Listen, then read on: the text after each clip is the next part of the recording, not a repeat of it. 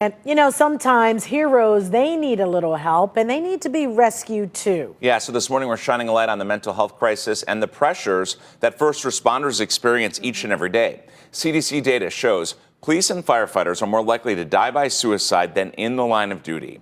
And the Psychiatric Times estimates 30% of first responders develop PTSD and depression throughout their careers. Star Mike Holden joins us live in front of the Painesville City Fire Department with how local Eagle Scout is celebrating their service and starting a very necessary conversation, Mike. Danita, Mike, good morning to you. And that data you just mentioned really speaks for itself. But mental health professionals say that many times these cases are often underreported.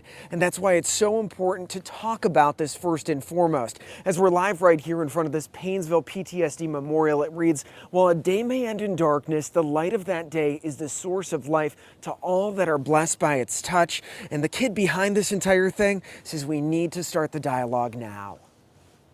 You are reading this for a reason. You are important, you are needed, you are loved, and most importantly, you are not alone. Those words etched into the back of the Painesville First Responder PTSD Memorial carry a true sense of purpose and power for Troop 62 Eagle Scout member Mitchell Parker. The University of Akron freshman poured his heart and time into creating the sacred space outside of the Painesville City Fire Department. I want to make sure that the first responders in our community got recognized for the hard work they do, even as they suffer through PTSD. Parker's father is a police officer, and he grew up around first responders his entire life. He felt compelled to create the memorial after he was touched by the tragic passing of beloved Painesville police officer and father of two, Lieutenant Mark Wagner.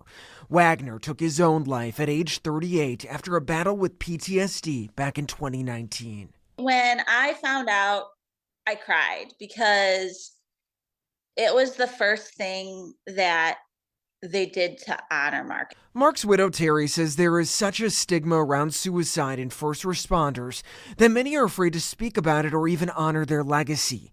She says the recognition and memorial are a pivotal moment in changing that, and it's one that she and her children will be eternally grateful for.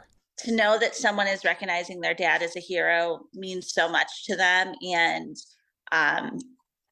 it was just amazing. CDC data shows first responders are at an elevated risk of suicide and depression because of the work environment, culture, and general stressors of the job.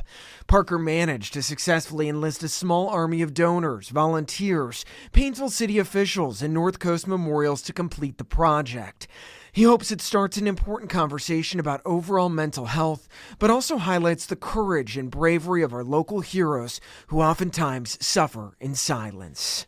It took a lot of work, and I am very proud that I was able to be part of something like this. It's okay to not be okay. There's always someone that will listen.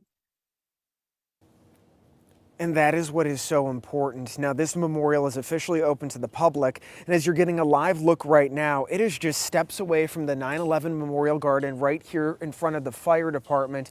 Now, as you heard from Mark's wife right there, she said it is okay to not be okay. But Danita, she says bottom line, there are resources out there. You have to take advantage of them. So many people are struggling on a day-to-day basis, and you really have to consider they are witnessing this trauma, and oftentimes they feel like they have to keep it bottled up to be strong, but it's okay to start that initial talking point. It's definitely okay. And with the holidays approaching, we know that depression and anxiety, it increases. So it's crucial that they get the help they need. Thank you so much, Mike.